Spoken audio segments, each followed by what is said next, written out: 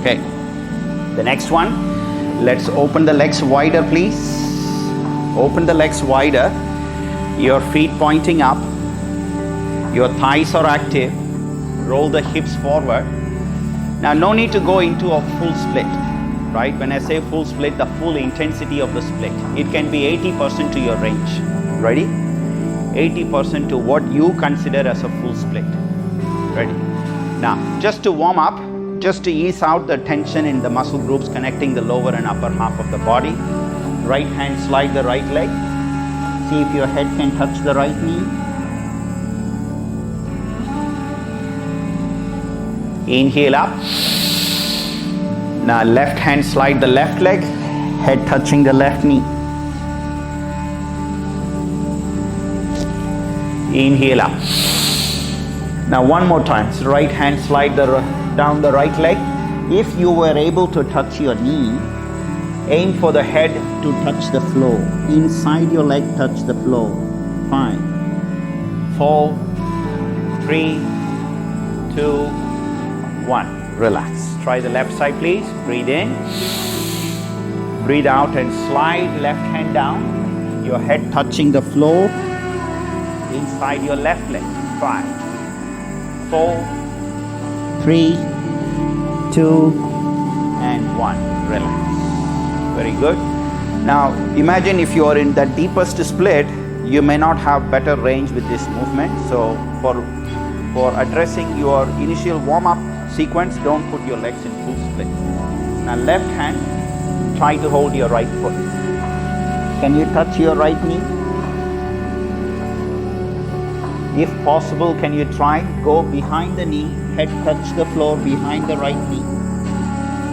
Behind.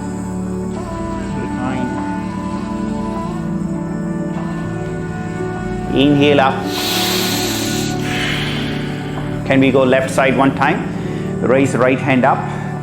Right hand touching the left foot. Now head touching the left knee. And see if you are able to bring the head to the floor behind the left knee. It happens after the head touching the left. 5, 4, 3, 2, and 1. Relax. Come back up. Now sometimes you wonder when you go left side, why is the right hip lifting? It's part of these muscle groups limitation, right? So partly to do with your inner thighs and also these muscle groups. As you pull, it reaches the maximum torque, so it lifts your hip together at the same time.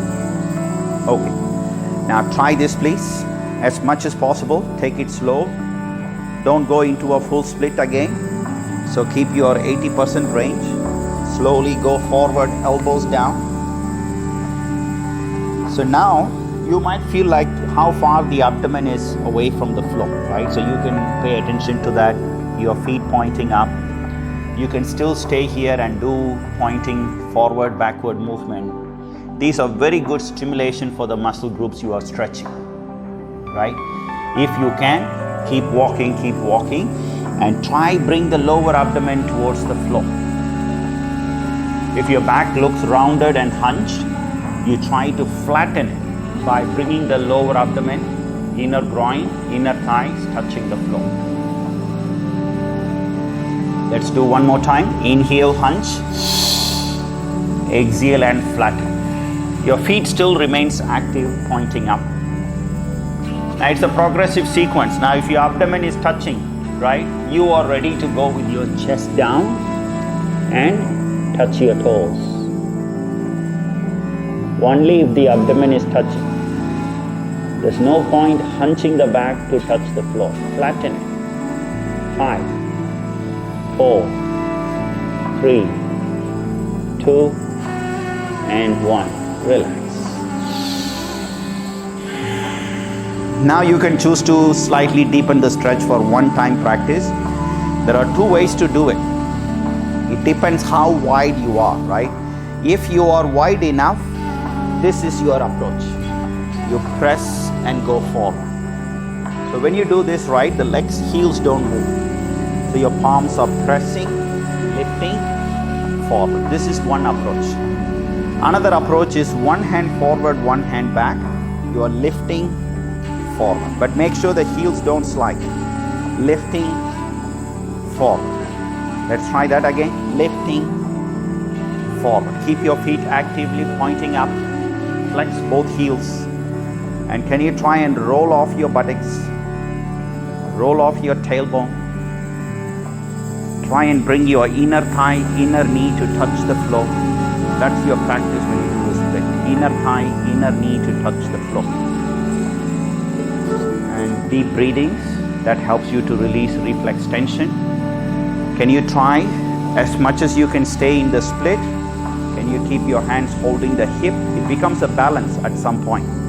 Because if your legs are put in one straight line, you feel like you're balancing, so the muscles can't completely relax into the core. So if you find very challenging fingertips, others try and keep the balance for a few seconds. Keep it stable, feet pointing up.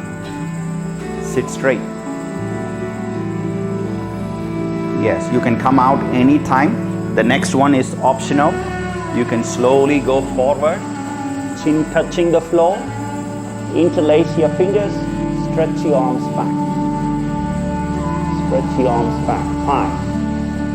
5, 4, 3, 2, 1. Relax. Okay. These postures should be in regular practice. When I say regular practice, daily practice, right? So slowly legs closer. Give a gentle hug. Arms hugging the legs.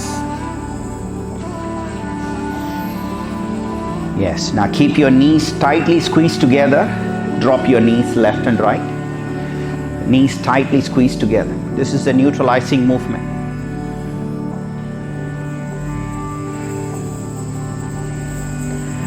Okay. Counter pose. Get the right leg to lock. Twine your left leg and give a tight squeeze. The inner thighs, which was stretching in a deep manner, this can be engaging as you lock your legs tight. Now can we try the other side? Tightly squeeze your legs.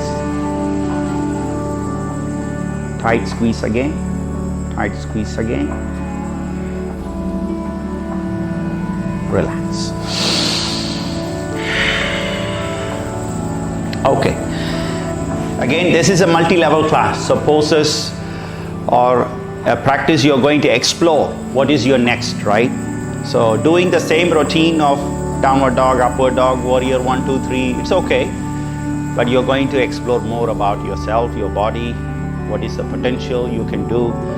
So feel free to add variations to your existing practice. Whatever you're doing, add some variations to that posture, right?